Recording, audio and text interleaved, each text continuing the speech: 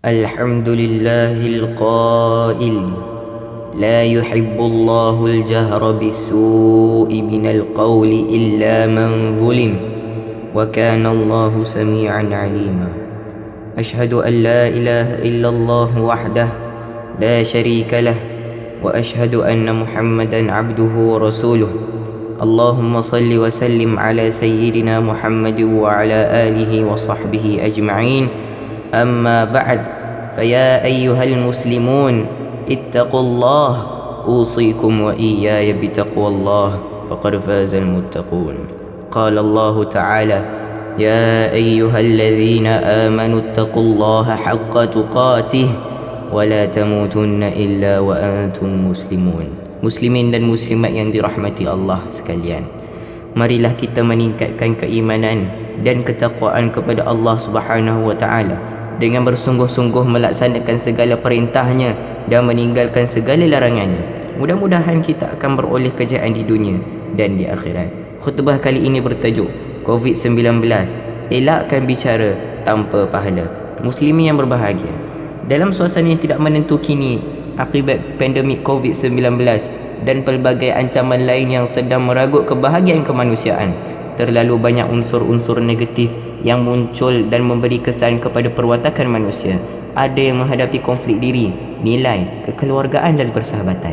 Juga konflik pendapatan yang turut membelenggu hidup hingga ada yang terpaksa hidup melarat.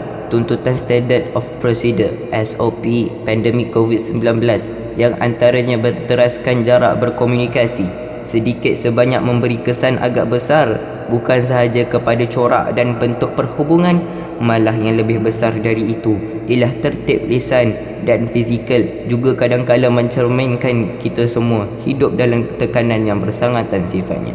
Namun begitu, bagi manusia yang celik akalnya akan menjadikan modal masa yang diberikan Allah Subhanahu wa taala memperbaiki kekurangan yang ada dalam hidupnya. Ini kerana dunia ini tidak lama, masa yang berbaki tinggal sedikit.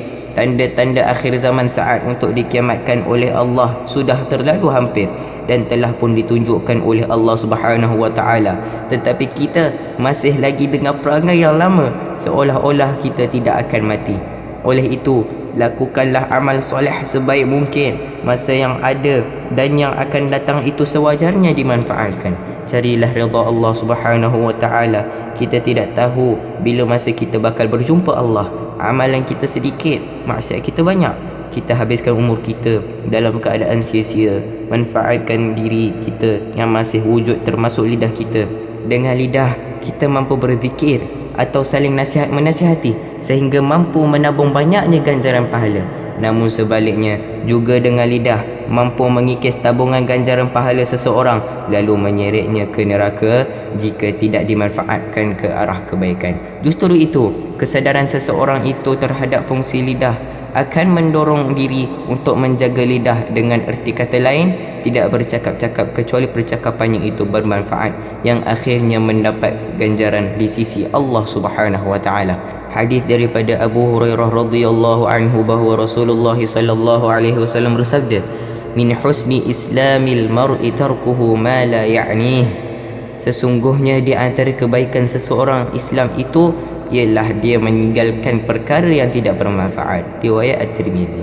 Hadirin sekalian, sesuatu yang tidak bermanfaat di dalam hadis ini boleh dimaksudkan berbentuk perkataan atau perbuatan, perkara yang haram ataupun makruh, atau perkara yang halus yang tidak memberi manfaat. Justru itu, untuk menghadiri dari bicara tanpa pahala ini, hendaklah kita berusaha mengucapkan sesuatu yang mengandungi kebaikan. Kalau kita tidak mampu melaksanakannya, maka berdiam diri, kerana itulah tindakan yang lebih bermakna, sebagaimana hadis yang diriwayatkan oleh Abu Hurairah radhiyallahu anhu bahawa Rasulullah sallallahu alaihi wasallam bersabda, "Man kana yu'minu billahi wal yawmil akhir falyaqul khairan aw liyasmut." Sesiapa yang beriman kepada Allah dan hari akhirat, hendaklah dia mengucapkan sesuatu yang baik-baik, atau sebaliknya dia diam sahaja. Riwayat Al-Bukhari dan Muslim. Bicara tanpa pahala juga bererti mengungkap kata-kata yang dianggap keji dalam pertuturan seharian.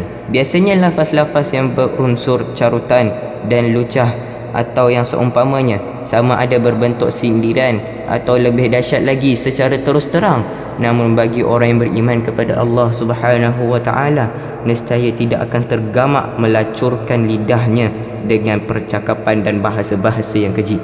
Hadis daripada Abdullah bin Mas'ud radhiyallahu anhuma bahawa Rasulullah sallallahu alaihi wasallam bersabda, "Laisal mu'minu bit-ta'ani walal la'ani walal fahishi walal badhi." Tidaklah seseorang mukmin itu ialah orang yang banyak mencela, bukan yang banyak melaknat, bukan orang yang keji akhlaknya, dan bukan orang yang banyak berkata mencarut. Riwayat At-Tirmizi.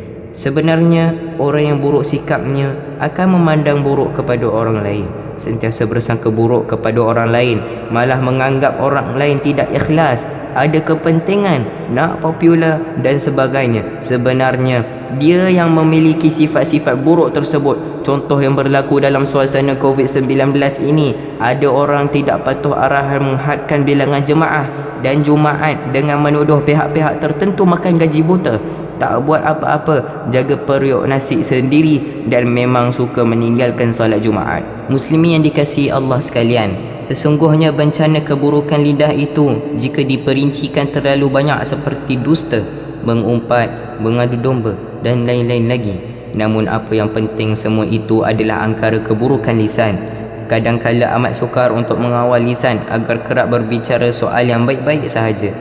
Tetapi yakinlah jika hari demi hari lisan kita dididik, diasuh dan diajar berzikir atau bersalawat ke atas Nabi sallallahu alaihi wasallam atau dibasahi dengan bacaan Al-Quran, tidak mustahil akhirnya kita mampu menguasai kemahuan dan kehendak lisan. Betapa bertuahnya kita di saat itu, bibir menguntum senyum simpul kerana terbayangkan ganjaran dan keridaan Allah Subhanahu wa taala ketika lisan sedang sibuk bertasbih, bertahmid dan bertakbir.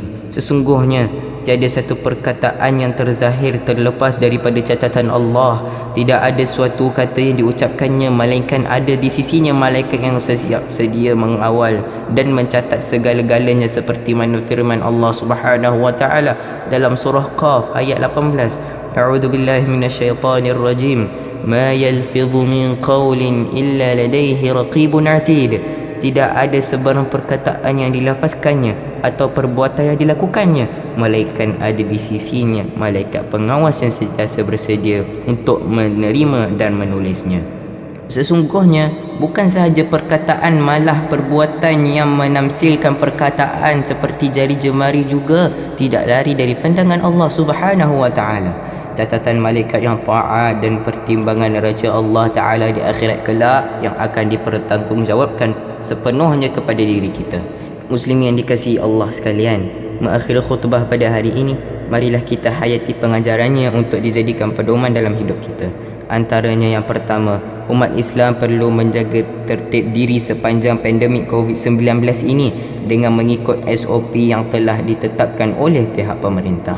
Yang kedua, umat Islam perlu jadikan lidah sebagai alat untuk menabung dan memperbanyakkan pahala dengan berselawat, berzikir atau berkata yang baik-baik sahaja. Dan yang terakhir, umat Islam hendaklah mengutamakan adab-adab dalam berbicara dan berkata-kata agar keharmonian hidup sepanjang menghadapi ujian COVID-19 ini terjaga dengan baik. A'udzu billahi minasyaitonir rajim. لا خير في كثير من نجواهم إلا من أمر بصدقة أو معروف أو إصلاح بين الناس ومن يفعل ذلك ابتغاء مرضات الله فسوف نؤتيه أجرا عظيما. Maksudnya, tidak ada kebaikan pada kebanyakan bisik-bisikan mereka kecuali orang yang menyuruh bersedekah atau berbuat kebaikan atau mendamaikan di antara manusia, dan sesiapa yang berbuat demikian dengan maksud mencari keridaan Allah, tentulah kami akan memberikan kepadanya pahala yang amat besar. Surah An-Nisa ayat 114. Barakallahu li wa lakum fil Qur'anil azim wa nafa'ani wa iyyakum bima fihi minal ayati wadh-dhikril hakim wa taqabbala minni wa minkum tilawatahu innahu huwas samiul alim. Aqulu qawli hadha wa astaghfirullahal azim li wa lakum ولسائر المسلمين والمسلمات فاستغفروه إنه هو الغفور الرحيم.